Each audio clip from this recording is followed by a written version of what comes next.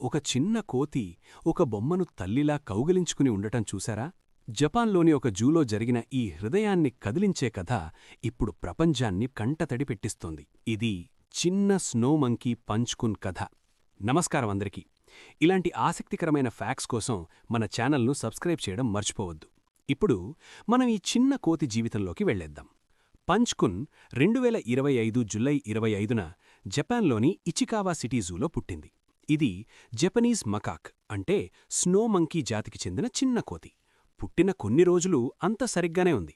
కానీ ఆ తరువాతే అసలు కథ మొదలైంది. పంచ్ తల్లి దాన్ని పెంచడాన్ని ఆపేసింది.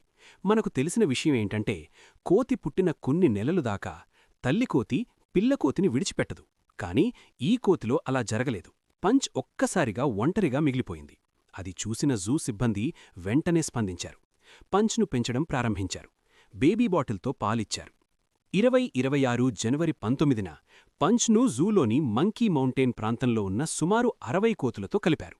కాని ఇక్కడే అసలు సమస్య మొదలైంది. తల్లి ప్రేమ లేక పెరిగిన పంచ్ ఇతర కోతులతో కలవలేకపోయింది. మిగిలిన కోతులు కూడా ఈ పంచ్ని దూరం పెట్టాయి. దానిలో భయం, ఆందోళన, ఒంటరితనం కనిపించాయి. జూ అధికారులు కూడా ఇది గమనించారు. పంచ్కు సహాయం చేయడానికి జూ అధికారులు ఒక ప్రత్యేక నిర్ణయం తీసుకున్నారు. దానికి ఐకేయా తయారుచేసిన జూంగెల్ స్కోగ్ అనే పెద్ద ఒరాంగుటాన్ బొమ్మ ఇచ్చారు. మొదట అది సాధారణ బొమ్మగానే అనిపించింది. కాని తరువాత జరిగినది అందరినీ ఆశ్చర్యపరిచింది. పంచ్ ఆ బొమ్మను గట్టిగా కౌగిలించుకుంది. దానితోనే నిద్రపోయింది. తల్లి ప్రేమకు దూరమైన దానిని తల్లిలా చూసుకోవడం ప్రారంభించింది. ఇలా ఒంటరిగా ఒక కోతి బొమ్మను పట్టుకుని బాధగా ఉన్న ఆ కోతిని చూస్తే ఎవరికైనా బాధ వేస్తుంది కదా. అలాగే ఎవరో ఒకతను దాన్ని వీడియో తీసి సోషల్ మీడియాలో పెట్టాడు. ఆ దృశ్యాలు సోషల్ మీడియాలో వైరల్ అయ్యాయి. పంచ్ వీడియోలు ప్రపంచవ్యాప్తంగా పాపులర్ అయ్యాయి. లక్షలాది మంది దాని కథ చూసి బాధకు గురయ్యారు. ఇచికావా సిటీ జూకు వచ్చే సందర్శకులు కూడా గణనీయంగా పెరిగారు.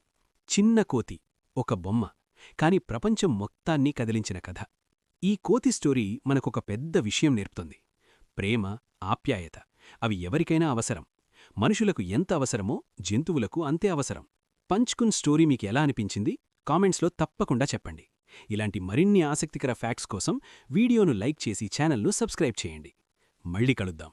అంతవరకు నా వీడియోస్ కోసం ఒక కంటితో కాదు, 2 కళ్లతో ఎదురుచూడండి. ధన్యవాదాలు.